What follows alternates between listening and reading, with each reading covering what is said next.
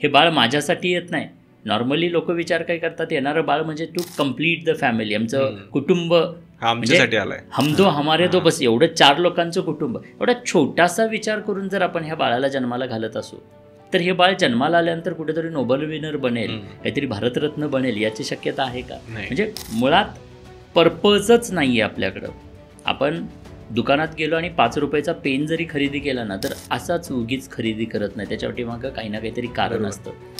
म्हणजे फक्त 5 रुपयाचा पेन खरेदी करत असताना सुद्धा आपण विचार करतो की त्याची गरज किती. मग इथे तर एका व्यक्तिमत्वाला जन्माला घालतोय आपण. बरोबर. मग इथे हा विचार करायला नको का की गरज का आणि का हवंय ते बाळ. आणि जर या विचारातनं बाळ जन्म घेतील, जर का राष्ट्रमाता जिजाऊ माँसाहेबांसारखा विचार एखाद्याच्या मनामध्ये असेल की या कारणासाठी मला बाळ हवं आहे, तर ती आई निश्चितच त्या प्रोसेसमध्ये फोकस करेल, ज्या पद्धतीनं आऊसाहेबांनी फोकस केलं. तर विष्णू सर, तुमचं श्रीमंत व्हा या आपल्या महाराष्ट्रातील सगळ्यात इन्स्पिरेशनल मराठी पॉडकास्टमध्ये स्वागत आहे. नमस्कार, थँक्यू. तर सगळ्यात आधी आमच्या ऑडियन्सला तुमच्याबद्दल ऐकायला आवडेल की तुम्ही काय करतात एक्झॅक्टली. मी आत्ता गर्भसंस्कारांवरती काम करतोय. 2020 म्हणजे लॉकडाऊनपासून गर्भवती महिलांच्या आयुष्यामध्ये व्हॅल्यू ॲड करण्याचं काम करतोय. आणि याचं कारणही तसंच आहे. जर जिजाऊ घडल्या तर छत्रपती शिवाजी महाराजांसारखी उत्तुंग व्यक्तिमत्व. बरोबर. सो खऱ्या अर्थानं देश घडवायचा असेल तर पहिल्यांदा गर्भवती स्त्री घडली पाहिजे. कारण गर्भवती स्त्री परिवर्तन आणते. म्हणजे त्याच्या पोटाला जन्म घेणारं बाळ म्हणजे परिवर्तन आहे. बरोबर. ज्या बाळाला आईच्या गर्भात संस्कार मिळालेले आहेत ते बाळ जन्मानंतर चुकीचं कार्य करू शकत नाही. तर ते संस्कार देण्याचं काम किंवा त्या गर्भातच ते डेव्हलप करण्याचं काम एक गर्भवती करू शकते. आणि तिनं जर ते कार्य केलं तर देश घडायला खूप सोपं होणार आहे. आणि म्हणून डायरेक्टली मुळावरती घाव आपण म्हणतो, तर तो मुळावरती घाव घालण्याचं काम या माध्यमातून होत आहे. आणि महत्त्वाचा भाग असा आहे की 16 संस्कारांमध्ये गर्भसंस्कारांबद्दल बोललं गेलेलं आहे. इतिहासातले अनेक उदाहरण, मग ते छत्रपती शिवाजी महाराजांबद्दल असेल, संत शिवाजी महाराजांबद्दल असेल, किंवा भक्त प्रल्हादांबद्दल असेल, किंवा अभिमन्यूची एक स्टोरी आपण ऐकतो. माहिती. तर आता तुम्ही खूप चांगलं काम करताय. तर या सगळ्याची सुरुवात कशी झाली होती नेमकी? सुरुवात खरं तर मी 24 वर्ष तसं हिप्नॉसिस आणि सबकॉन्शियस माइंडवरती मी काम करतोय. सो माणसाचं मन हे सर्व काय आहे. म्हणतात ना की मनानं हरलेली माणसं रणात जिंकूच शकत नाहीत, आणि मनानं जिंकलेली माणसं कधी हारूच शकत नाहीत. तर त्या मनावरती काम करत होतो. आणि हे काम करत असताना 13 वर्ष जे टीनेजर डेव्हलपमेंटसाठी काम केलं, तेव्हा असं लक्षात आलं की जन्माला आल्यानंतर जे प्रॉब्लेम्स आहेत, जे इश्यूज आहेत, त्यांना घेऊन पालक परेशान आहेत. आणि जन्माला आल्यानंतर वाटेल ते करायला तयार आहेत. पण जन्माला यायच्या आधी जिथे प्रोसेस होत आहे तिथे म्हणजे प्रॉब्लेम्स होऊ नयेत म्हणून कोणी काम करायला तयार नाहीत. बरोबर. मी हार्डकोर इंजिनियर आहे, मेकॅनिकल इंजिनियर आहे. अरे वा, मी पण. 13 वर्ष टाटा मोटर्स फाउंड्रीला मी काम केलं, क्वालिटी अश्युरन्स डिपार्टमेंटमध्ये. फाउंड्रीमध्ये जे कास्टिंग बनतात तर प्रत्येक कास्टिंग हे वेगळं असतं. म्हणजे थोडासा जरी प्रोसेसमधला व्हेरिएशन झाला तर येणाऱ्या कास्टिंगमध्ये काय डिफेक्ट येतील हे कोणी सांगू शकत नाही. बरोबर. सो मी प्रोसेस कंट्रोल लावतो. म्हणजे क्वालिटी अश्युरन्समध्ये प्रोसेस ऑडिट मी करायचं. आणि त्यामुळे एक लक्षात आलेलं की जेवढी सुंदर प्रोसेस तेवढं परफेक्ट प्रोडक्ट. बरोबर. मग हाच फॉर्म्युला मला इथे लक्षात आला की टीनेजर्सला घेऊन किंवा डिलिव्हरीनंतर बाळांना घेऊन, मुलांना घेऊन पालक आज रडत आहेत, पालक आज टेन्शनमध्ये आहेत, स्ट्रेसमध्ये आहेत. मग हे का? आणि याच्यात लक्षात आलं की प्रोसेस कुठेतरी मिसिंग आहे. जेव्हा बाळाचं ब्रेन बनतो आहे, बाळाचे सेन्सरी ऑर्गन बनत आहेत, ती बाय बर्थ ग्रास्पिंग कपॅसिटी बनते, त्या प्रोसेसमध्ये कोणी फोकस करत नाही. बरोबर. म्हणतात ना की people always expect the results. म्हणजे कोणत्याही बाळाला जन्म देणाऱ्या आईला विचारलं की तुम्हाला बाळ कसं हवं आहे, तर ते सर्वगुण संपन्न, हुशार, एकदम बेस्ट बाळ हवं आहे. पण म्हणजे people expect the results and miss the process. प्रोसेसवरती फोकसच नाही आहे. बरोबर. आणि मला त्या फाउंड्रीतल्या त्या कास्टिंग काढण्याच्या प्रोसेसवरनं लक्षात आलं की खऱ्या अर्थानं चांगली बाळं जन्माला यायची असतील, सर्वगुण संपन्न, हुशार, बुद्धिमान पिढी जन्माला यायची असेल, तर प्रोसेस फोकस केली पाहिजे, जी की आज महाराष्ट्रात किंवा भारतात इग्नोर्ड आहे. आणि म्हणून मला ते क्लिक झालं की आपण या प्रोसेसवरती फोकस करायला हवा. आणि त्याचा भरपूर लोकांना फायदा पण होत आहे. खूप लोकांना. म्हणजे आज सांगायला अभिमान वाटतो की सर्वसाधारण जगभरामधून 18 कंट्रीजमधून या गर्भवती महिलांनी मला वर्कशॉपच्या माध्यमातून ऑनलाईनला अटेंड केलं. आणि सर्वसाधारण 2.5 लाख एक महिलांनी आत्तापर्यंत म्हणजे कपल्सनी मला या माध्यमातून ऐकलं आणि खूप चांगला प्रतिसाद आणि खूप चांगले रिस्पॉन्सेस मिळाले. आज आनंद वाटतो की जेव्हा 2, 2.5, 3, 4 वर्षांची ही बाळं आता होत आहेत आणि या बाळांच्या आईवडिलांच्या प्रतिक्रिया जेव्हा येतात की सर थँक्यू सो मच की तुम्ही जो काही मार्गदर्शन दिलं, आमचा फोकस डायव्हर्ट केला. की आधी प्रेग्नन्सी म्हणजे कन्सिव्ह करत असताना मनात एक डाऊट होता की यार प्रेग्नन्सी किंवा बाळ म्हणजे आता जबाबदारी, मग फ्रीडम गेलं किंवा तो एक आहे आत्ताच्या पिढीमध्ये तो प्रचंड बघायला मिळतो की मी आता जॉबमध्ये माझं करिअर, मग त्याला कुठेतरी ब्रेक लागेल.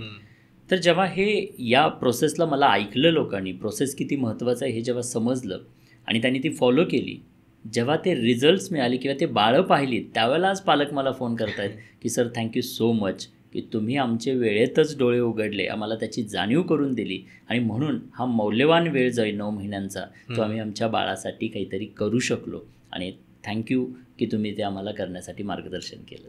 अरे आणि त्याचा आनंद खरं तर मला जास्त होतो. येस. आणि मी पाहिलेलं आहे की तुमच्या वर्कशॉपचे जे म्हणजे बरेच लहान लहान मुलं आहेत त्यांनी काही रेकॉर्ड्स पण तोडलेले आहेत. आत्ता सर्वसाधारण कालपर्यंत 14 बाळं आहेत ज्यांनी वर्ल्ड रेकॉर्ड नोंद केलेले आहेत. वर्ल्ड वाईड रेकॉर्डमध्ये असेल किंवा कलम्स बुकमध्ये असेल, अशा अनेक रेकॉर्ड्स ज्याच्यामध्ये सर्वसाधारण 4 महिन्याच्या एजपासून 1.5 वर्षाच्या एजपर्यंत वेगवेगळे रेकॉर्ड्स की नंबर ऑफ स्टेप्स चढल्या किंवा त्यांनी खूप अर्ली एजमध्ये फ्लॅश कार्ड्स आयडेंटिफाय केलं. पहिलं रेकॉर्ड जे झालं ते रोहाना मेंढीरट्टा म्हणून एक हरियाणामधली मुलगी आहे, छोटंसं बाळ आहे. तिची आई स्वाती मेंढीरट्टा जी कमर्शियल पायलट आहे. शेवटचे फक्त 2.5 ते 3 महिने, 2.5-1 महिनेच फक्त त्यांनी प्रोसेसमध्ये फोकस केलं प्रेग्नन्सीच्या आणि बाळाला मध्ये फ्लॅश कार्ड्स दाखवले गेले.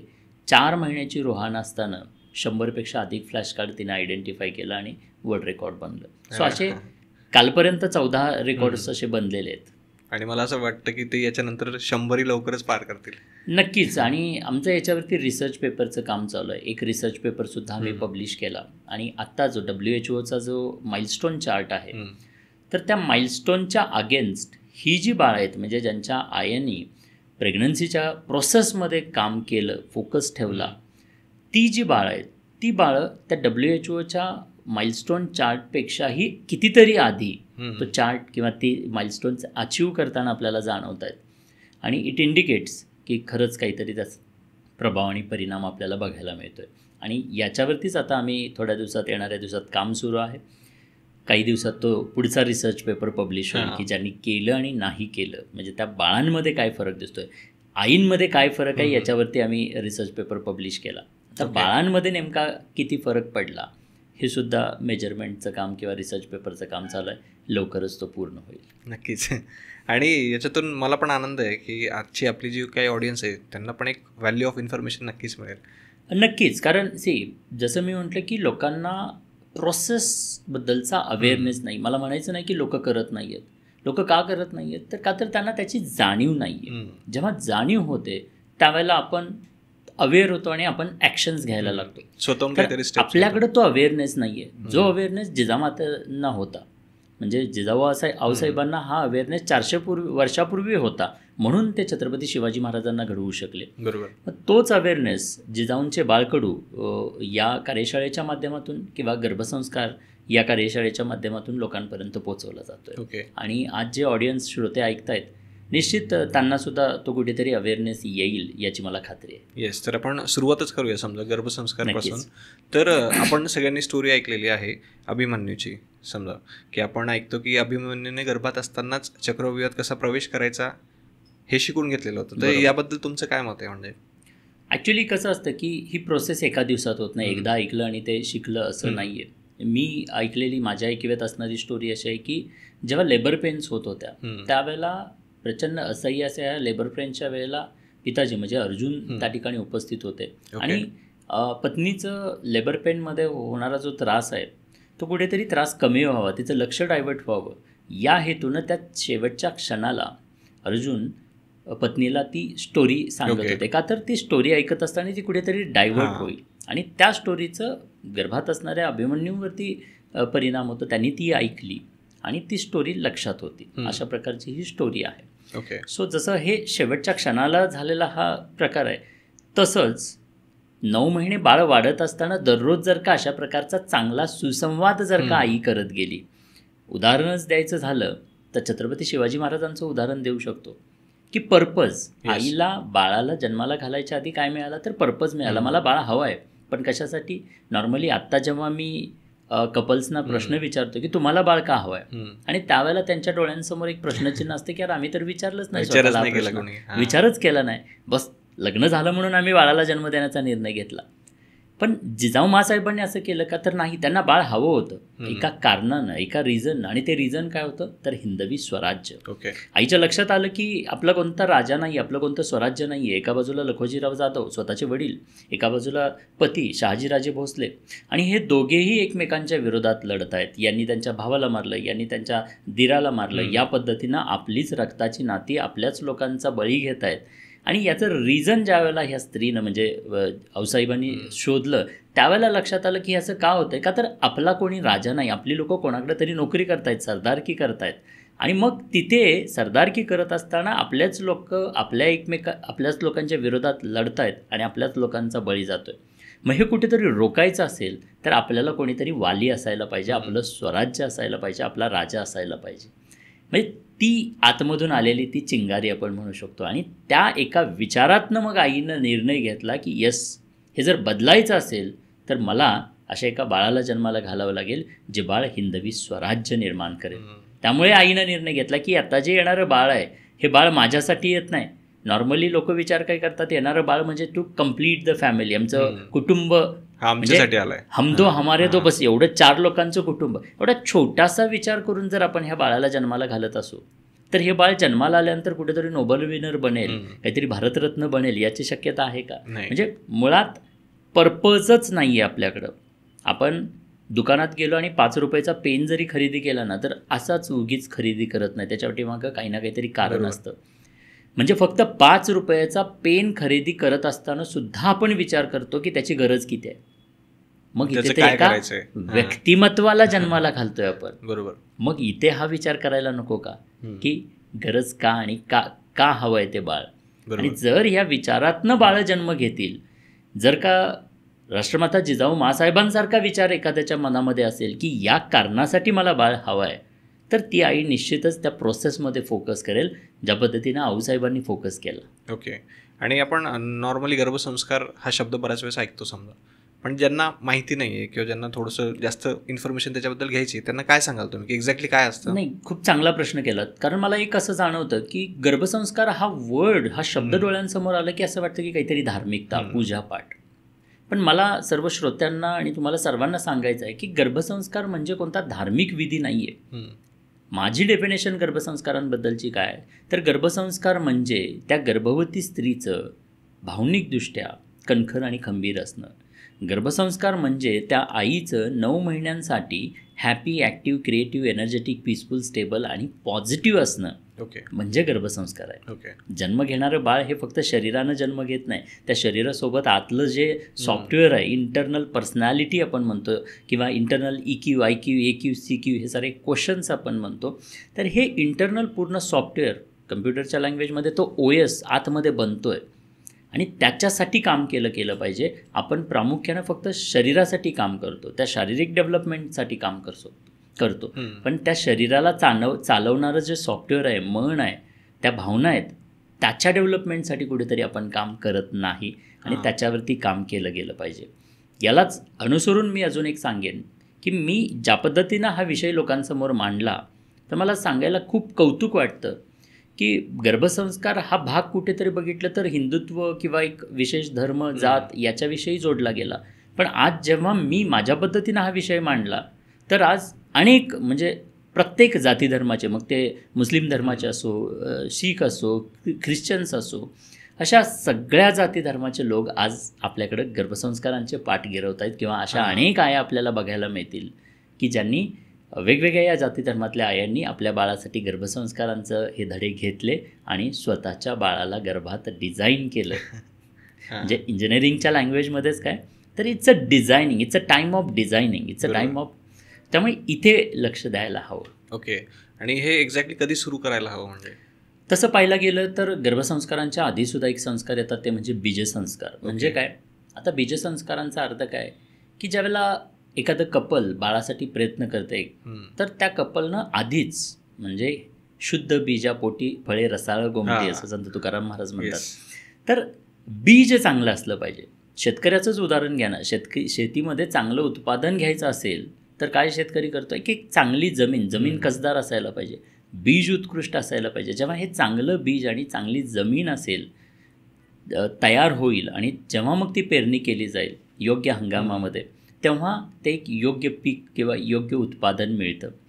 अगदी तसंच आई आणि त्या पित्याचं चांगलं प्रिपरेशन असायला पाहिजे. मानसिकदृष्ट्या, भावनिकदृष्ट्या, शारीरिकदृष्ट्या आरोग्यदायी होणं, ज्याला आत्ताच्या लँग्वेजमध्ये आपण म्हणतो की बॉडी डिटॉक्स करून मनानं आणि शरीरानं शुद्ध होऊन मग बाळासाठी प्रयत्न करायला हवेत.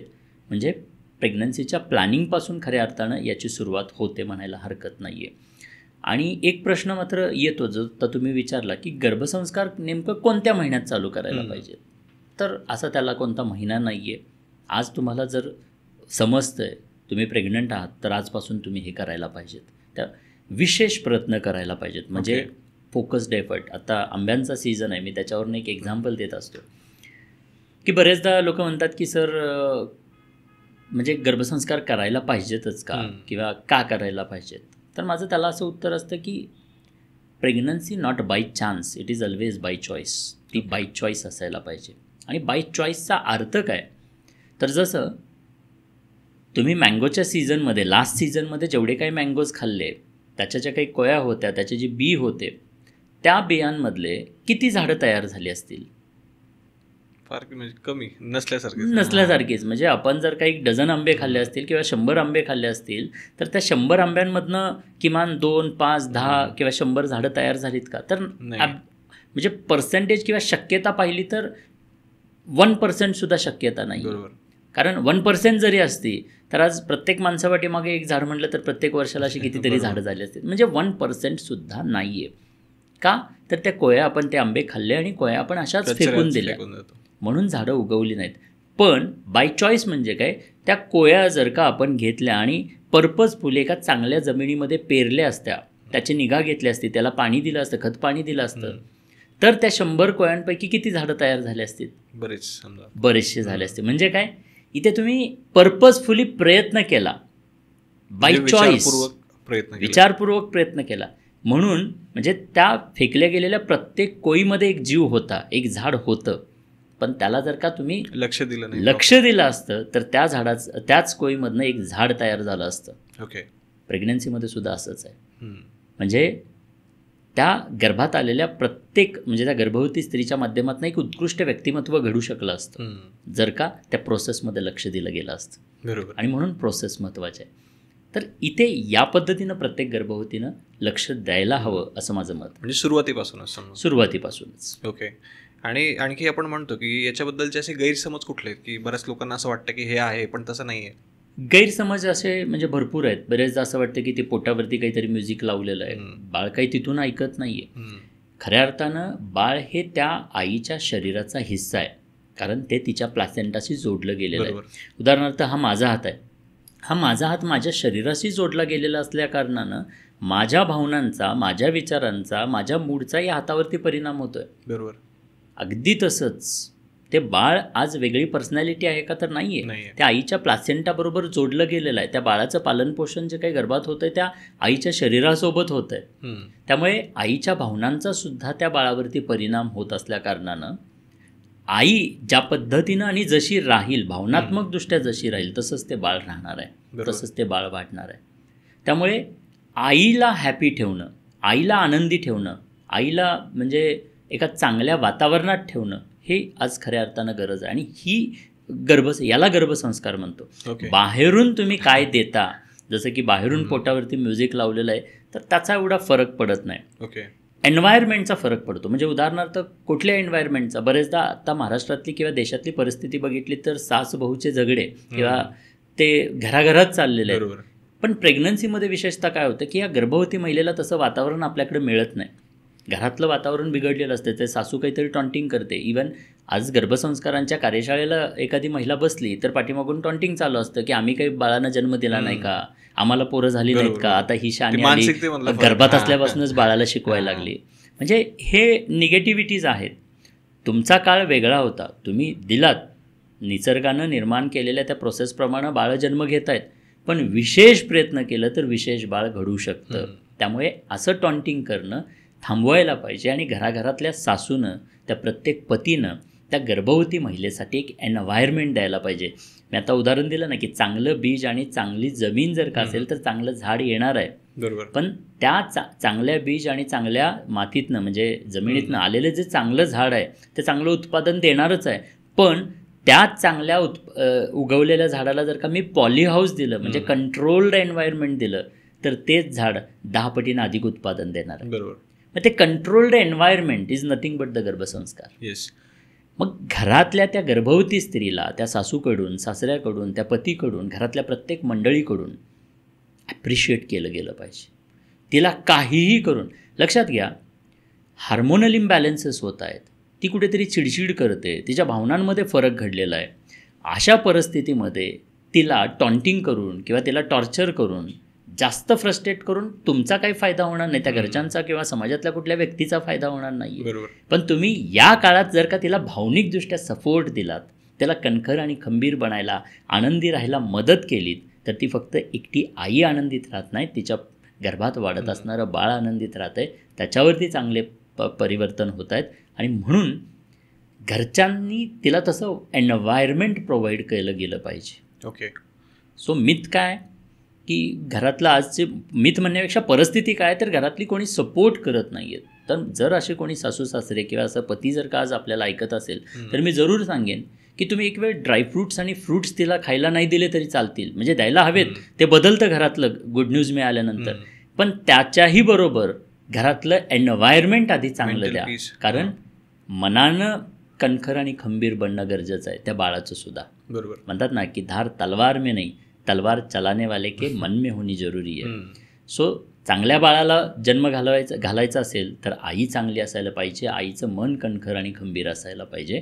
आणि माझा वेगळेपणा, गर्भसंस्कारांमधलं आपलं वेगळेपण काय तर इतरांप्रमाणे मला इतरांबद्दल बोलायचंच नाही आहे, तर मला कुठल्या धार्मिकतेवरती, मंत्र आणि ह्या बाकी उच्चारांवरती नाही, तर सायंटिफिक वेमध्ये तिच्या भावनांना कशी धार देता येईल, ओके, त्याच्यावरती आपण हे गर्भसंस्कार घेतोय. आणि म्हणून कदाचित आज जगभरातनं मला याच्यासाठी खूप चांगला प्रतिसाद भेटतोय. हां. पण समजा एक आई आहे की तिला तिच्या मुलाला चांगले गर्भसंस्कार द्यायचे आहेत, परंतु तिच्या आजूबाजूचं वातावरण अपोजिटमध्ये, मग अशा परिस्थितीत काय केलं पाहिजे? आजूबाजूच्या वातावरणाच्या आधी तिच्या आतल्या वातावरणाचा डायरेक्टली परिणाम किंवा त्या बाळावरती होतं. कसा तर ते बाळ प्लॅसेंटाशी जोडलेलं आहे. भले म्हणतात ना तुम्हाला लोक काय म्हणतात यानं जास्त फरक पडत नाही, तुम्ही स्वतःला काय म्हणता यानं जास्त फरक पडतो. म्हणजे उदाहरणार्थ लोक तुम्हाला काहीतरी म्हणतायत, टॉन्टिंग करतायत, तुम्ही त्यांना इग्नोर केलं आणि तुम्ही स्वतःला सांगत गेलात की yes I am a great mother, I am a शेरनी, मी जिजाऊ आहे, मला जिजाऊंसारखं राहायचं आहे, मला एका जबरदस्त बाळाला जन्माला. सो ही अशी वाक्य स्वतःशी स्त्री जी बोलत असेल ती स्वतःच्या आतमधलं एन्व्हायरमेंट कंट्रोल करू शकते. कारण बाळावरती बाहेरच्या वातावरणाचा परिणाम होतोय का तर अजिबात होत नाही. बाळावरती कुठल्या वातावरणाचा परिणाम होतोय, बाळावरती त्या आईच्या आतल्या वातावरणाचा परिणाम होतोय. आणि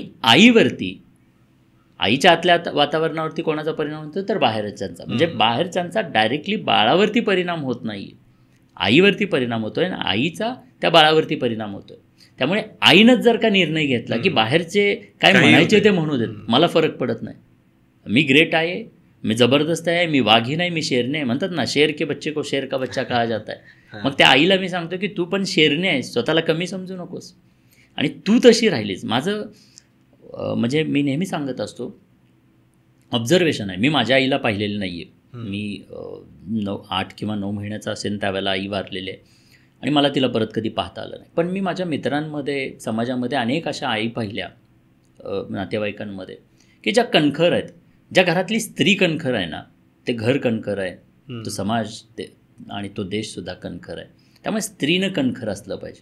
तुम्ही कोणाच्याही घरातलं बघा ऑब्झर्वेशन्स, तुम्ही सगळेजण ॲग्री कराल की ज्या घरातली आई खंबीरपणे त्या मुलाच्या पाठीमागं उभी आहे ना, ते मूल आयुष्यात निश्चित एका उंचीवरती गेलेलं आहे. ते आई महत्त्वाचे.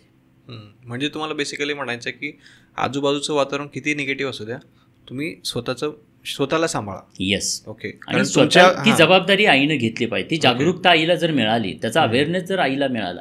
आता छत्रपती शिवाजी महाराजांच्या वेळेलाच काही परिस्थिती अनुकूल होती का जिजामातासाठी? नाही आहे ना. विचार करा ना, स्वतःचे वडील आणि पती दोघे एकमेकांच्या विरोधात लढत आहेत, भाऊ मारला गेला, दीर मारले गेले. अशा परिस्थितीमध्ये बाहेरचं वातावरण चांगलं होतं? नाही, बाहेरचं वातावरण नव्हतं चांगलं. पण आईनं स्वतःच्या प्रयत्नातनं, स्वतःच्या अट्टहासातनं स्वतःचं आतमधलं वातावरण चांगलं ठेवलं, कणखर खंबीर ठेवलं, एक उद्देश ठेवला की नाही आहे आपलं स्वराज्य, हरकत नाही, पण आपण निर्माण करू, माझ्या गर्भातनं येणाऱ्या बाळाच्या माध्यमातून निर्माण करू. आणि त्या स्वतःला ज्या सांगत राहिल्या त्याच्यातनं ते कणखर बाळ म्हणजे छत्रपती शिवाजी महाराज तयार झाले. येस. कारण जेव्हा आपण संस्कारांचा उल्लेख येतो त्यावेळेस जिजाऊ माँसाहेबांचा उल्लेख नक्कीच येतो. तर अशा कुठल्या क्वालिटीज आहे समजा की त्या त्यांच्याकडून आजच्या मुलींनी घेतल्या पाहिजेत? बेसिकली खूप साऱ्या क्वालिटीज आहेत. म्हणजे आता जर पाहिलं आपण, आजच्या महिलांना, गर्भवती महिलांना क्रेविंग्स होतात, म्हणजे आपण डोहाळे म्हणतो. कशाचे क्रेविंग्स होतात? तर पाणीपुरी, समोसा. जिजाऊ माँसाहेबांना जे क्रेविंग व्हायचे ते कशाचे व्हायचे? त्यांना वेड लागलेलं होतं, वेध लागलेले होते ते स्वराज्याचे. सो माझ्या बाळामध्ये जे गुण आणि क्वालिटीज हव्यात त्याच्यासाठी त्यांना क्रेविंग व्हायच्या. म्हणजे माझ्या बाळाला घुडस्वारी आली पाहिजे, राजा बनायचं आहे माझ्या बाळाला, माझ्या येणाऱ्या बाळाला हिंदवी स्वराज्य निर्माण करायचं आहे. मग त्यासाठी त्याच्याकडे कोणते गुण असायला पाहिजेत? तर घुडस्वारी यायला पाहिजे, राजनीती यायला पाहिजे, युद्धनीती, तलवारनीती, व्हॉटेवर जे काही असेल. तर आईला ते वाटायचं. ते बाळ कसं असायला पाहिजे? तर भीमासारखं शूरवीर असायला पाहिजे, अर्जुनासारखं असायला पाहिजे, हे आईला वाटायचं. आणि आई त्या पद्धतीनं स्वतः त्या प्रेग्नन्सीच्या काळामध्ये सुद्धा घुडस्वारी करायची, तलवारबाजी करायची, युद्ध करावं असं वाटायचं. आणि ह्या अशा ब्रेव आणि करेजियस स्टोरीज स्वतःला सांगायची, स्वतःच्या माध्यमातून त्या बाळापर्यंत ते करेज पोचवायची. तर आत्ताच्या स्त्रियांनी सुद्धा हे करणं अपेक्षित आहे. येस. आता असं काही डेली रुटीन सांगाल का तुम्ही की जे एका म्हणजे आपण म्हणतो ना की प्रेग्नेंट महिलेसाठी चांगलं असतं? समजा कसं असतं, रिकामं मन सैतानाचं घर म्हटलं जातं. तुम्ही रिकामे राहिलात की मनात पॉझिटिव्हिटी येणार नाही आहे, बरोबर, ती निगेटिव्हिटीच येणार आहे. कारण निसर्गाचा नियम आहे, शेती करत असताना शेतकऱ्याला जे उत्पादन हवं आहे त्याचं बीज पेरावं लागतं. जे नको आहे ते पेरावं लागत नाही. ज्याला आपण तण म्हणतो ते तण पेरावं लागत नाही, ते ॲटोमॅटिकली येतं. तुम्ही किती म्हणजे त्याला जागरूक विशेष प्रयत्न करून काढावं लागतं. पण जे हवं आहे ते मात्र पेरावं लागतं. एक्झॅक्टली हाच फॉर्म्युला आपल्या लाईफमध्ये सुद्धा हाच फॉर्म्युला लागतो की आपल्याला जे हवं आहे ते आपल्याला पेरावं लागेल, त्यासाठी विशेष प्रयत्न करावे लागतील. तर प्रेग्नन्सीमध्ये सुद्धा ह्या प्रत्येक गर्भवती महिलेनं स्वतःला ते पॉझिटिव्ह ठेवण्यासाठी, बाळ हवं आहे ना, तर त्यासाठी स्वतः अशा अट्ठास आणि स्वतः तसे प्रयत्न केले पाहिजे. अपोज होणार आहे, निगेटिव्हिटीज येणार आहेत, त्या तणासारख्या अनेक गोष्टी उगवणार आहेत. त्यामुळे तिनं स्वतःला रुटीन लावणं गरजेचं आहे. रिकामी बसली तर त्या रिकाम्या वेळेत निगेटिव्हिटीज येणार. आणि नॉर्मली तुम्ही गुगल केलं तरी लक्षात येईल की जवळजवळ 30% महिलांच्या मनामध्ये निगेटिव्हिटीज आहेत. तिला वाटत असते तर मिसकॅरेज तर होणार नाही ना, भीती असते. भीती असते. मग ही भीतीच्या पोटी काय जन्म घेईल? भीतीच जन्माला येईल ना. तिथं खऱ्या अर्थानं कणखर असायला पाहिजे. मग अशा भीती रिकाम्या वेळेत तिच्या मनात येणार आहेत. आणि त्याच्यासाठी तिने सकाळपासून संध्याकाळपर्यंत छोट्या छोट्या गोष्टी, आनंद देणाऱ्या गोष्टी, तिच्या हॉबीज, जसं की राईट ब्रेनच्या रिलेटेड काही क्रिएटिव्ह टास्क केले जातात, जसं की ड्रॉइंग्ज असेल, आर्ट असेल, पेंटिंग असेल, किंवा पूर्वीच्या ज्या आया होत्या त्या काय करायच्या, तिला 5 मिनिटांचा, एकत्रित कुटुंब पद्धती होती, तिला 10-15 मिनिटांचा वेळ मिळाला तर ती काय करायची, मार्केटमधनं ऊल घेऊन आलेली असायची आणि त्या बाळासाठी स्वेटर विणायची. म्हणजे हातामध्ये त्या सुया घेऊन बाळासाठी स्वेटर विणणारी आई, त्या वेळेला त्या आईच्या मनात विचार कोणाचे असतील? बाळाचेच असतील. एक्झॅक्टली. म्हणजे इमोशनली पॉझिटिव्ह आहे ती आणि त्या पॉझिटिव्हिटीमध्ये त्या बाळाशी कनेक्टेड आहे, ती आनंदित आहे, आनंदाचे तरंग तिच्या आतमध्ये आहेत. माझं बाळ येणार आहे आणि तिच्यासाठी मी स्वेटर विणतोय, ही किती आनंदाची भावना आहे. आत्ता काय, आता आम्ही असं काही करतच नाही, आम्ही बिझी आहोत. म्हणजे सकाळपासून संध्याकाळपर्यंत आम्ही वेळ आमचा विकलेला आहे, कोणत्या तरी ऑर्गनायझेशनला विकलेला आहे. बाळ हवं आहे, म्हणजे पैसा कोणासाठी कमवतो? मला असा प्रश्न पडतो की जेव्हा आपण एखाद्या पालकांना विचारतो की तुम्ही म्हणजे कोणासाठी करताय जे काही करताय ते, तर त्यांचं उत्तर असतं की आम्ही आमच्या मुलासाठी, आमच्या मुलीसाठी, किंवा म्हणजे त्या बाळांसाठी करतोय. जर तुम्ही त्या बाळांसाठीच करताय तर मग आधी का नाही? म्हणजे आज जो प्रेग्नन्सीच्या प्रोसेसमधला जो काळ आहे मौल्यवान असा तो समय आहे, कारण हा वेळ त्या बाळाच्या आयुष्यात पुन्हा कधीच येणार नाही आहे. बरोबर. आपण ज्याला म्हणतो की जन्मजात गुण आणि कौशल्य, ती जन्मजात किंवा उपजत ज्या काही कौशल्य किंवा ती स्किल्स जे काय आहेत ते उपजत जिथे निर्माण होत आहेत तिथे आम्ही तो वेळ कोणत्या तरी ऑर्गनायझेशनला विकलेला आहे. कशासाठी? तर 4 पैशांसाठी. आणि हेच पैसे कोणासाठी विचारलं तर त्या बाळासाठी. पण मला मिसमॅच आहे. मला हे विचारायचं आहे की त्या मिळवलेल्या पैशात तुम्ही परत पुन्हा त्या बाळाला गर्भात टाकू शकता का? म्हणजे एकदा का बाळानं जन्म घेतला आणि जन्मानंतर जर का जाणवलं की त्या बाळाचे कौशल्य नाही आहेत, ते कपॅसिटीज नाही आहेत, काहीतरी प्रॉब्लेम्स आहेत त्या बायबर्थ कपॅसिटीजमध्ये, तर त्या बाळाला तुम्ही या पैशांमध्ये तो वेळ विकत घेऊ शकता का? पुन्हा तुम्ही गर्भात टाकू शकता का? म्हणजे लाखो करोडो अरबो खरबो रुपये देऊन सुद्धा 1 मिनिट सुद्धा ते बाळ परत त्या गर्भात येणार नाहीये. म्हणजे आज तुम्ही कामावरती नोकरीवरती जाऊन जे पैसे कमवताय त्या पैशांची व्हॅल्यू या 9 महिन्यांच्या 1 मिनिटासाठी सुद्धा 0 आहे. म्हणजे त्या पैशात किंवा आयुष्यभराच्या तुमच्या इन्कममध्ये प्रेग्नन्सीमधला 1 दिवस सुद्धा तुम्ही विकत घेऊ शकत नाही. म्हणजे एवढा मौल्यवान हा वेळ आहे. त्यामुळे इथे वेळ द्यायला हवा. बरोबर. आणि लोक म्हणतात टाईम नाही. म्हणजे या वेळेला टाईम नाही, बाळासाठी आम्हाला काही करायला आमच्याकडे वेळ नाही, आमचं करिअर आहे. मी सर्वांना अशा, कारण नॉर्मली माझ्याकडे आता ज्या येतात, कसं ऑनलाईनच्या माध्यमातून मी महिलांपर्यंत पोहोचतो आहे, तर मेजरली वर्किंग महिलाच माझ्याकडं जोडल्या गेल्या. आणि ह्या वर्किंग महिलांना मी नेहमी सांगतो की मी म्हणत नाही की तुम्ही तुमचा जॉब सोडा प्रेग्नन्सीमध्ये. मला हेच वारंवार सांगायचं आहे की तुमची प्रायोरिटी बाळ ठेवा, तुमची प्रायोरिटी हे 9 महिने ठेवा. आणि त्यासाठी तुम्ही नोकरी सोडायची गरज नाही. जे नॉन व्हॅल्यू ॲडेड वर्क आहे, म्हणजे उदाहरणार्थ घरातली धुनी भांडी करणं, परची झाडून काढणं, ह्या अशा ज्या गोष्टी आहेत ह्याला 4 पैसे देऊन एखादी बाई लावता येईल, विकत घेता येईल, तिला कामाला ठेवता येईल. आणि तो जो वाचलेला वेळ आहे तो वेळ जागरूकपणे त्या बाळाच्या डेव्हलपमेंटसाठी व्यस्त राहा. आणि तुम्ही जेव्हा स्वतः पर्पजफुली असे व्यस्त राहाल त्यावेळी ॲटोमॅटिकली त्याचा प्रभाव आणि परिणाम त्या गर्भातल्या बाळावरती झालेला बघायला मिळेल. Yes, that's it. आणि डाएटबद्दल काय सांगाल? की बऱ्याच लोकांचा असं म्हणजे गैरसमज असतो की नॉनव्हेज खायचं नाही खायचं, बरेच प्रश्न असतात. आता कसं असतं की प्रेग्नन्सीमध्ये आहेत काही गोष्टी खायला अलाउड आहेत, काही गोष्टी अलाउड नाही आहेत, कारण उष्ण पदार्थ जे असतात त्या गर्भातल्या बाळासाठी काही हानिकारक होऊ शकतात. त्याच्यासाठी खरं तर स्वतंत्र सेशन्स होतात. आमचे डॉक्टर्स आहेत, आज 6 डॉक्टर्स जे टीममध्ये आहेत, डायटिशियन्स आहेत, त्या वेगवेगळ्या विषयांवरती गाईड करत असतात. आणि त्या गोष्टी पाळल्या पाहिजेत आणि त्याचं नॉलेज घेतलं पाहिजे. होतं काय की बरेचदा अज्ञानामुळे बरेचसे हादसे होतात. आज मिसकॅरेजचं प्रमाण किंवा अशा काही गोष्टी जर बघितल्या तर त्याचं कारणं आहेत, म्हणजे हे आपोआप होत नाही. तर त्याच्या पाठीमागं हे असे कारणं आहेत की आपल्याला बऱ्याचशा गोष्टी माहिती नाहीत. कारण पूर्वीच्या काळी एकत्रित कुटुंब पद्धतीमुळे घरातली आई, ती आजी, तिला प्रेग्नन्सीचा भरपूर नॉलेज असायचं आणि त्या माहिती द्यायच्यात. आता काय होतं, आपण मोस्टली सिटीत राहणारी जी लोकं आहेत, नोकरी करणारी लोकं आहेत, न्यूक्लिअर फॅमिलीमध्ये राहणारी ही लोकं आहेत, आणि यांना मग छोटे छोटे डाऊट असतात. हे खाऊ का नको, ते करू का नको, मग आता हे मी खाल्लं काय होईल, अशा अनेक प्रश्न पडतात, डाऊट पडतात. आणि माहिती नसल्यामुळे अनेक चुका होतात. आणि ह्या चुका टाळण्याच्या हेतूनच आम्ही हे ऑनलाईनमध्ये सुरुवात केली की ज्याच्यामधून जी जोडली गेलेली महिला आहे तिला घर बसल्या आमच्या काही ना काही त्या चांगलं उत्कृष्ट नॉलेज देत आहेत. आणि मग त्या नॉलेज मिळालं तर तुम्ही चूक करत नाही. सो ते नॉलेज घेतलं पाहिजे. प्रेग्नन्सीसाठी विशेष अभ्याससुद्धा केला पाहिजे. असंच बसून चालणार नाही. आणि बेसिकली नॉनव्हेजबद्दल काय सांगाल? की नॉनव्हेज खायचं नाही खायचं? नाही, खाल्लं पाहिजे. त्याच्यामध्ये मांसाहार म्हणजे मासे असतील किंवा अशा काही गोष्टी सांगितल्या जातात. खायला हवं. आहारातल्या काय खायला हवं आणि काय नको हे डायटिशियनच्या माध्यमातून, योग्य त्या मार्गदर्शकाच्या माध्यमातून मार्गदर्शन घ्यायला हवं आणि मग त्या पद्धतीनं आपला डाएट सुरू ठेवायला पाहिजे. ओके. आता आपण असं ऐकतो, समजा कधी पण गर्भसंस्काराचा विषय आला की कधी पण महिलेचाच किंवा आईचाच विषय येतो, तर वडिलांचा रोल किती महत्त्वाचा असतो या सगळ्या प्रोसेसमध्ये? आहे ना. जसं बीज कोण देतं? वडील देतात. म्हणजे वडिलांचं तसं कार्य पाहिलं तर बीज देण्या इतपंच आहे. वडील काय करतात तर वडील बीज देण्याचं काम करतात. आई संस्कार देते. 9 महिन्याच्या काळामध्ये आई संस्कार देते. आता ह्याच्यातलं उदाहरण सांगायचं झालं तर आपण भक्त प्रल्हादांचं उदाहरण घेऊ शकतो. भक्त प्रल्हादांचे वडील कोण होते तर राक्षस.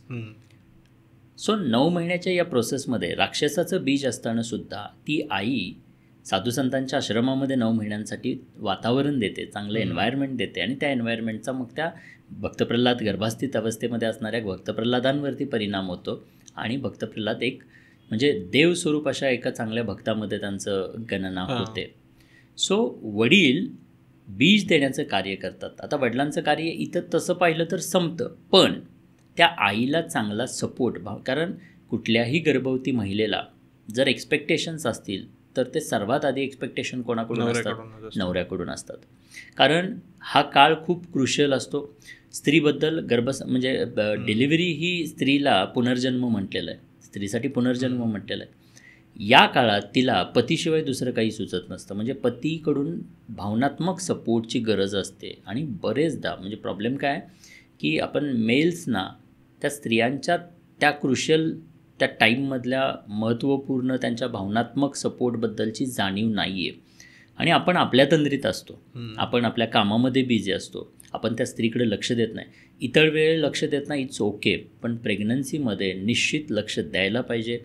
प्रेमानं तो हात होल्ड केला पाहिजे, तिला कुरवाळलं पाहिजे आणि तिला तो भावनिक कणखर आणि खंबीर बनण्यासाठी, आनंदी राहण्यासाठी, ते एन्व्हायरमेंट निर्माण करण्यासाठी पतीचा महत्त्वाचा रोल आहे.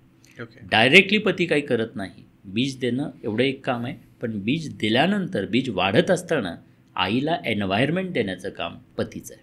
आजकाल आपण पाहतो की सीझरचं प्रमाण खूप जास्त वाढलेलं आहे, तर गर्भसंस्कारामुळे याच्यावरती काही इम्पॅक्ट करता येतो का? समजा पहिली गोष्ट हो, निश्चित चांगला इम्पॅक्ट होतो. कसं तर सी सेक्शन का होतात तर त्याची कारणं आहेत. आज आत्ताच्या काळातली स्त्री ही शारीरिकदृष्ट्या कुठेतरी जर वीक असेल तरी सी सेक्शन्स करावे लागतात. काही कॉम्प्लिकेशन्स असतील तर सी सेक्शन्स करावे लागतात.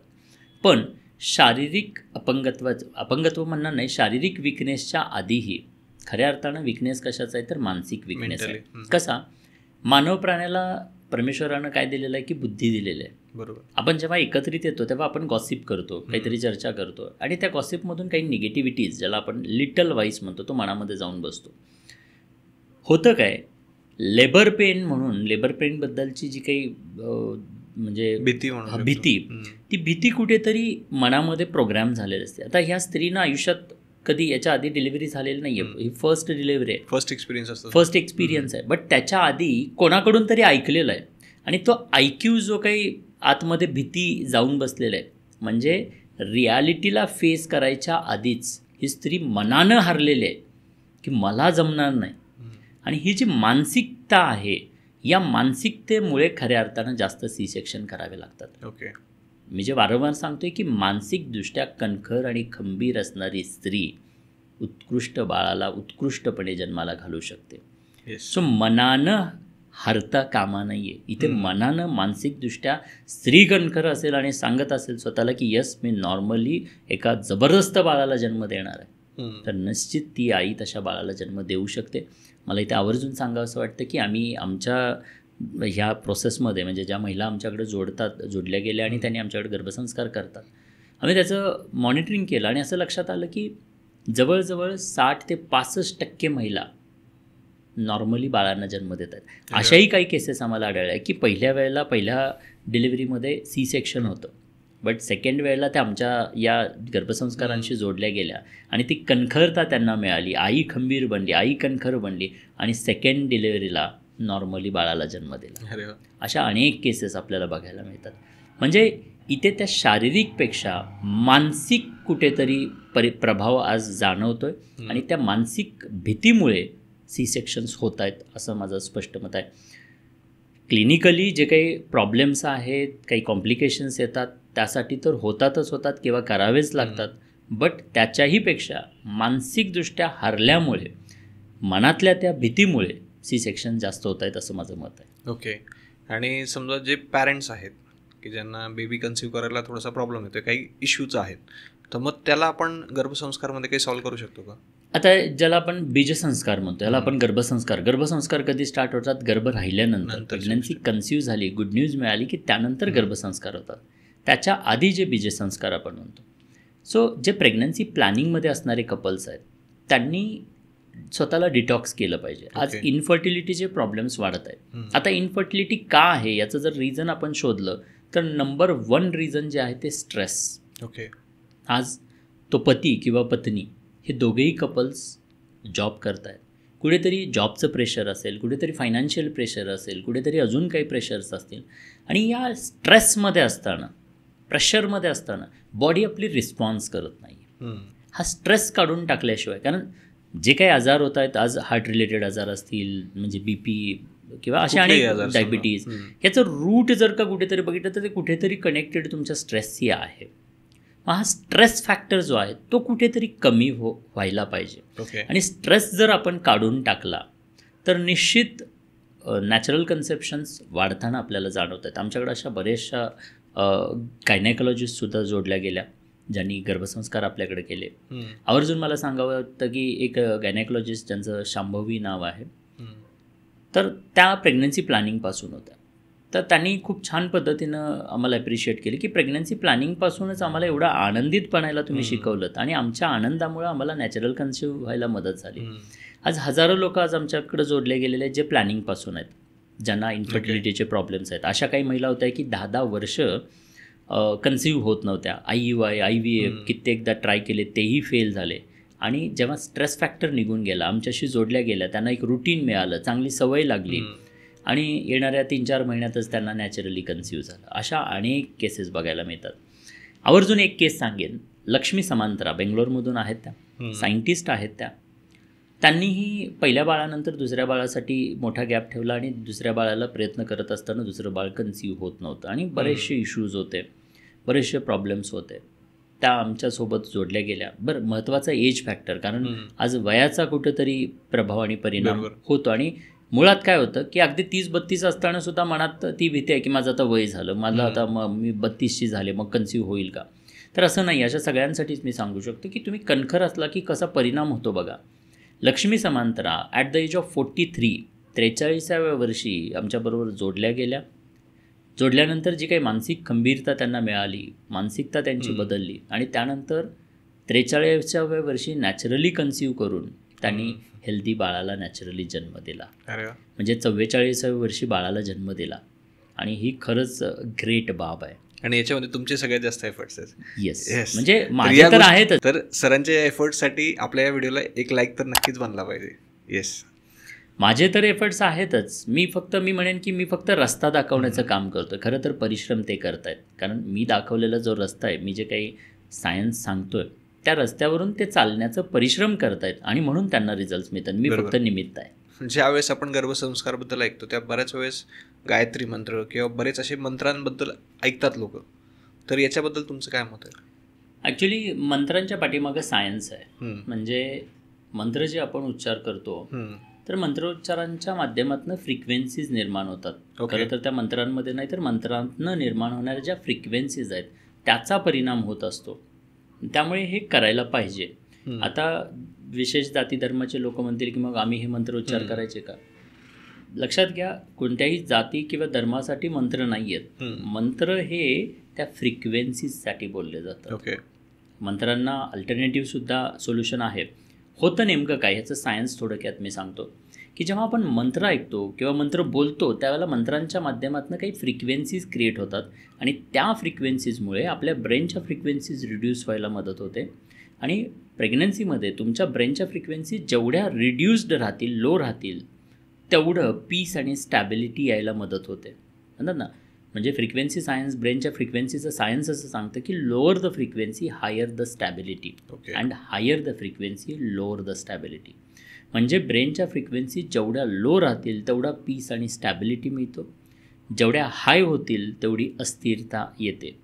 उदाहरणार्थ, प्रेग्नन्सीमध्ये तुम्ही पीसफुल लो फ्रिक्वेन्सीचे म्युझिक्स जरी ऐकले तरी ब्रेनच्या फ्रिक्वेन्सीज रिड्यूस राहतात. आणि जेव्हा पीस आणि पीसफुल असे हे लो फ्रिक्वेन्सीचे म्युझिक ऐकतो त्यावेळेला त्या आईला शारीरिकदृष्ट्या, मानसिकदृष्ट्या पीसफुल असं वाटायला लागतं, ती स्टेबल होते. आत्ता जर पाहिलं तर नॉर्मली जन्माला येणाऱ्या बाळांमध्ये बरीचशी बाळं बाय बर्थ ADHDच्या आजारानं त्रस्त आहेत. आता हा आजार जो आहे तर कशामुळे होतं की म्हणजे attention deficit hyper active disorder याला म्हटलं जातं. तर ते हायपर ॲक्टिव्ह आहेत, स्टेबल नाहीत, अस्थिर आहेत, फोकस करू शकत नाहीत. बरेच म्हणजे सगळेच मुलं आहेत आजकालचे. याचं कारण काय की प्रेग्नन्सीमध्ये ही आई पीसफुल असं काय ऐकत नाही, ती डीजे लावून डीजेवाले म्युझिक म्हणजे हाय फ्रिक्वेन्सीच्या म्युझिक्समध्ये. मग त्या हाय फ्रिक्वेन्सीमुळे अस्थिरता वाढते. उदाहरण म्हणून सांगतो की समजा आपण 100 लोक एका हॉलमध्ये आहेत आणि तिथे एखादं पीसफुल म्युझिक आपण प्ले केलं तर एक 10 मिनिटात त्या हॉलचा माहोल कसा असेल? रिलॅक्स वाटतं, रिलॅक्स, पीसफुल, सगळेजण असे शांत बसतील, काही लोक झोपायला लागतील, बरोबर ना? पण समजा त्याच हॉलमध्ये मी जर का डीजे लावला तर किओस, लोक नाचायला लागतील आणि उठून जरी नाही नाचले तरी बसल्या बसल्या ठेका धरतील, बरोबर ना? हातपाय हलवायला लागतील. नेमकं झालं काय? जेव्हा मी पीसफुल लो फ्रिक्वेन्सीचं म्युझिक वाजवलं त्यावेळेला लो फ्रिक्वेन्सीच्या माध्यमातून माझ्या ब्रेनच्या फ्रिक्वेन्सीज रिड्यूस झाल्या आणि जेव्हा ब्रेनच्या फ्रिक्वेन्सीज रिड्यूस झाल्या त्यावेळेला माझ्या हातापायांची हालचाल थांबली. जेव्हा मी डीजेवालं म्युझिक लावलं म्हणजे हाय फ्रिक्वेन्सीचं म्युझिक लावलं त्यावेळेला त्या हाय फ्रिक्वेन्सीमुळे माझ्या ब्रेनच्या फ्रिक्वेन्सीज हाय झाल्या.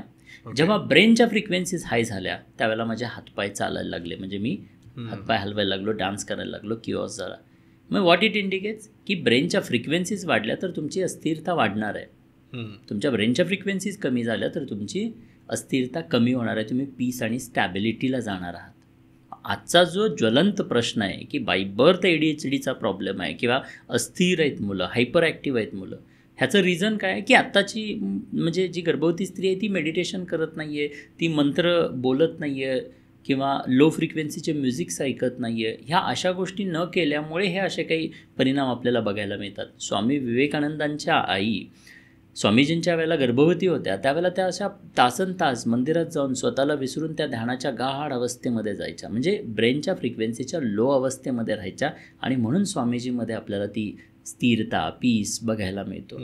सो आजच्या आईनं सुद्धा मग ते मंत्रोच्चारांच्या माध्यमातून असो, म्युझिक ऐकण्याच्या माध्यमातून असो, धार्मिकता म्हणून नाही तर सायंटिफिकली हे कारण जाणून घेऊन तिनं तिच्या बाळासाठी या पद्धतीनं बाळाला पीसफुल आणि स्टेबल बनवण्यासाठी या प्रेग्नन्सीच्या काळामध्ये स्वतःला हे करणं आवश्यक आहे. मग ती मंत्र ऐकू दे किंवा म्युझिक ऐकू दे किंवा मेडिटेशन करू दे, पण हे करणं आवश्यक आहे.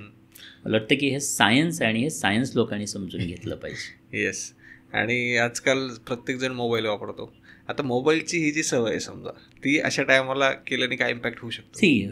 या वेळेला तुमच्या बौद्धिक क्षमता वाढवण्याच्या दृष्टीने म्हणजे काही क्रिएटिव्ह लॉजिकल ॲक्टिव्हिटीज करणं, काही इन्फॉर्मेटिव्ह, मोबाईल हे तसं जसं आपण म्हणतो ना की घरातली सुरी जी आहे, चाकू जो आहे तो 2 पद्धतीनं काम करू शकतो. डॉक्टरच्या हातात आली तर तो त्याच सुरीनं किंवा त्याच कात्रीनं म्हणजे एखाद्याचा जीव वाचवू शकतो आणि त्याच सुरीनं जर एखाद्या ते अपराध्याच्या गुन्हेगाराच्या हातात आली तर तो त्याच चाकूनं एखाद्याचा जीव घेऊ शकतो. म्हणजे हे दुधारी शस्त्र आहे. मोबाईल फोनच्या माध्यमातून काही मोटिवेशनल कॉन्टेंट आहे, आज तुमच्या चॅनलच्या माध्यमातून लोकांपर्यंत मोटिवेशन पोचवलं जातं आहे, इन्स्पिरेशन लोकांना मिळतं आहे. तर असं इन्स्पिरेशनल किंवा मोटिवेशनल जो तुम्हाला इन्स्पायर करणारा, तुम्हाला आनंद उत्साह देणारा असा खूप सारा कॉन्टेंट त्याच्यावरती अवेलेबल आहे. त्या प्रकारचं म्हणजे जर का काही साहित्य तुम्ही ऐकत गेलात, वाचत गेलात, पाहत गेलात तर निश्चित तसा तुमच्या भावनांवरती त्याचा परिणाम होणार आहे. त्यामुळे मोबाईल फोनचा तसा विपरीत परिणाम होत नाही, पण तुम्ही तो करवता म्हणजे तुम्हाला त्याचं नॉलेज नसल्यामुळे, त्याचा वापर कसा करायचा हे माहिती नसल्यामुळे चुकीचा वापर होताना आपल्याला जाणवतो. त्यामुळे प्रेग्नन्सीमध्ये मोबाईल मी म्हणेन की वरदान आहे. पूर्वीच्या काळी असं काही अवेलेबल नव्हतं. चांगलं आहे, समजा चांगलं आहे. उलटं आज आमचं ॲप आहे आणि ॲपच्या माध्यमातून हे म्युझिक्स किंवा काही ट्रान्स किंवा बऱ्याचशा ॲक्टिव्हिटीज त्यांना मिळतात. तर जे चांगल्या गोष्टी आहेत त्या एका जागेवरती एका ठिकाणी आज अवेलेबल आहेत तुम्हाला, तर हे केलं पाहिजे, वापरला पाहिजे, चांगला उपयोग केला पाहिजे. ओके. आता काही पॅरेंट्स असतात समजा की ज्यांचं असं ठरलेलं असतं की त्यांना मुलगीच हवी किंवा मुलगाच हवा. ओके. मग त्यांचं आणि गर्भसंस्कार याच्याबद्दल काय मत आहे तुमचं? मला असं वाटतं की तसं बघायला गेलं तर मुलगा आणि मुलगी आणि गर्भसंस्कार याचा काहीही संबंध नाही. ओके. ते गर्भात वाढणारी मुलगी आहे का मुलगा आहे यानं फरक पडत नाही. गर्भसंस्कारांचा याच्यावरती काही परिणाम होत नाही. मुळात मुलगा आणि मुलगी हा काळ गेला असं मला वाटतं. उलटा आज मुलींना जास्त डिमांड आहे. जिकडे तिकडे पाहाल तर जिथे तिथे प्रत्येक क्षेत्रामध्ये स्त्रिया सगळ्यांत म्हणजे उच्च क्षेत्रावरती पोचलेल्या आहेत. त्यामुळे हा कोणताही भेदभाव न ठेवता आता आणि मला वाटतं की सिटीत तरी ते मला जाणवते की आज असा भेदभाव पालक करत नाही नाही येत आता बरोबर. आणि आज मुलीही बापाचं नाव मोठं करायला सक्षम आहेत. Yes. त्यामुळे मुलगाच आहे आणि तोच बापाचं नाव मोठं करेल किंवा असं काहीच नाही आहे. तुम्ही चांगले संस्कार दिले असतील तर ते गर्भातलं कोणतंही बाळ, मुलगी असो किंवा मुलगा असो, निश्चितच तो चांगलं देशाचं आणि आईवडिलांचं नाव करू शकेल ते बाळ, असं मला वाटतं. निश्चितच. तर आता आपण एक शेवटचा क्वेश्चन घेऊया की समजा एखादी महिला आहे की जी प्रेग्नेंट आहे किंवा ती गर्भसंस्कार वगैरे करते, पण मग याच्यामध्ये सगळ्यात मोठी चूक कुठली आहे की या सगळ्या ड्युरेशनमधली?